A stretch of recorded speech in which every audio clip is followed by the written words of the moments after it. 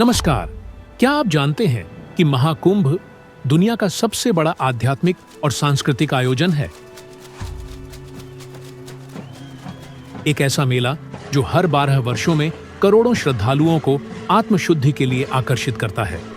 लेकिन यह आयोजन केवल एक धार्मिक परंपरा नहीं, बल्कि भारतीय संस्कृति की जीवंत धरोहर है। महाकुंभ का इतिहास प्राचीन और गौरवशाली है। इसका उल्लेख महाभारत, स्कंद पुराण और विष्णु पुराण जैसे प्राचीन ग्रंथों में मिलता है। यह ब्रह्मांड के अनगिनत ग्रहों नक्षत्रों का दुर्लभ संयोग है। महाकुंभ कब होगा, कहां होगा, यह हम नहीं, हमारा सोलर सिस्टम तय करता है। सन और जुपिटर तय करते हैं। जब सूर्य मकर राशि में और बृहस्पति वृषभ राशि में प्रवेश करते हैं, तब प्रयागराज में महाकुंभ आयोजित होता है। यहाँ पर 3 पवित्र नदियां मिलती हैं, गंगा, यमुना और सरस्वती। सरस्वती एक अदृश्य नदी है जिसका उल्लेख पौराणिक कथाओं में मिलता है। हिंदुओं का विश्वास है कि इन नदियों का पवित्र जल हर एक को पुण्य देता है।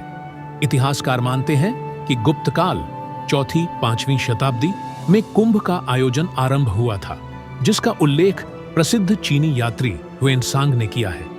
लेकिन क्या आपने कभी सोचा है कि महाकुंभ की जड़ें कहां से आती हैं? क्या आप जानते हैं कि इस आयोजन की जड़ें एक श्राप में छिपी हैं? इसके पीछे छिपी है एक पौराणिक कथा। महर्षि दुर्वासा का नाम आपने सुना होगा। महर्षि दुर्वासा अपने क्रोध और तप के लिए प्रसिद्ध थे। एक बार वे ब्रह्मांड में भ्रमण करते हुए देवराज इंद्र से मिलने स्वर्ग पहुंचे। महर्षि ने प्रसन्न होकर इंद्र को एक दिव्य माला भेंट की, जो मां लक्ष्मी की कृपा का प्रतीक थी। लेकिन अहंकारी इंद्र ने उस माला का सम्मान नहीं किया। उन्होंने उसे अपमानजनक तरीके से ऐरावत हाथी के सिर पर डाल दिया। ऐरावत ने माला को जमीन पर फेंक दिया। महर्षि दुर्वासा को यह घोर अपमान लगा। क्रोधित होकर उन्होंने इंद्र और समस्त देवताओं को श्राप दे दिया, तुम्हारी सारी दिव्य शक्तियां समाप्त हो जाएंगी और तुम निर्बल हो जाओगे। श्राप के प्रभाव से देवता कमजोर हो गए। असुरों ने स्वर्ग पर आक्रमण कर दिया और देवता पराजित हो गए।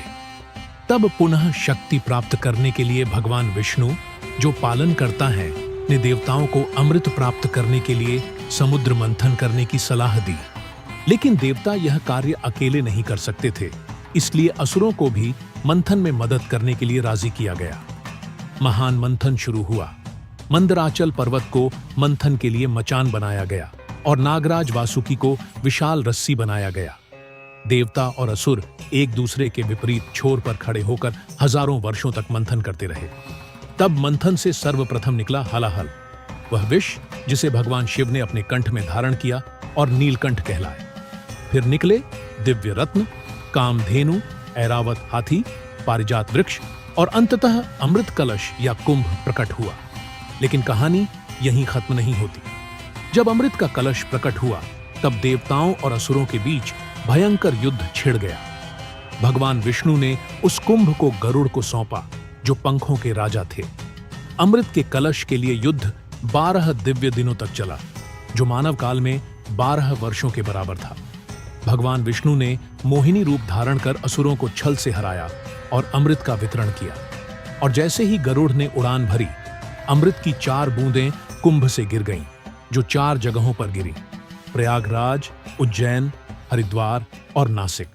तभी से ये स्थान पवित्र माने जाते हैं और यहाँ महाकुंभ का आयोजन होता है।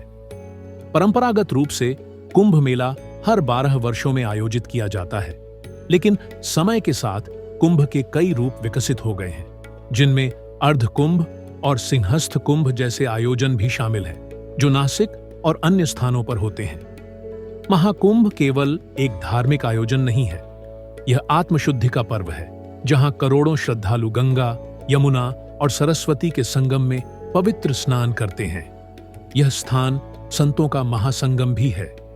यहाँ विभिन्न अखाड़ों के साधु संत एकत्र होते हैं और भारतीय संस्कृति का अद्वितीय दर्शन प्रस्तुत करते हैं। आज महाकुंभ केवल आस्था का नहीं, बल्कि सांस्कृतिक और प्रशासनिक चमत्कार का प्रतीक है। लाखों श्रद्धालुओं के लिए आधुनिक सुविधाएं, सुरक्षा और स्वच्छता सुनिश्चित की जाती है। यहाँ केवल भारत ही नहीं, दुनिया भर से श्रद्धालु और पर्यटक आते हैं। महाकुंभ हमें केवल पवित्र स्नान की नहीं, बल्कि समर्पण, सहिष्णुता और एकता की सीख देता है। यह याद दिलाता है कि हमारी जड़ें कितनी गहरी हैं और हमारी संस्कृति कितनी समृद्ध है। तो जब भी आप महाकुंभ का हिस्सा बने, इसे केवल एक परंपरा के रूप में न देखें, बल्कि इसे एक अद्वितीय यात्रा माने, हमारी आस्था, पौराणिकता और संस्कृति की यात्रा। यह केवल एक मेला नहीं, बल्कि भारतीय संस्कृति का हृदय है। उम्मीद है कि यह वीडियो आप लोगों को पसंद आई होगी। आप लाइक और शेयर करेंगे। मिलते हैं अगली शानदार वीडियो में।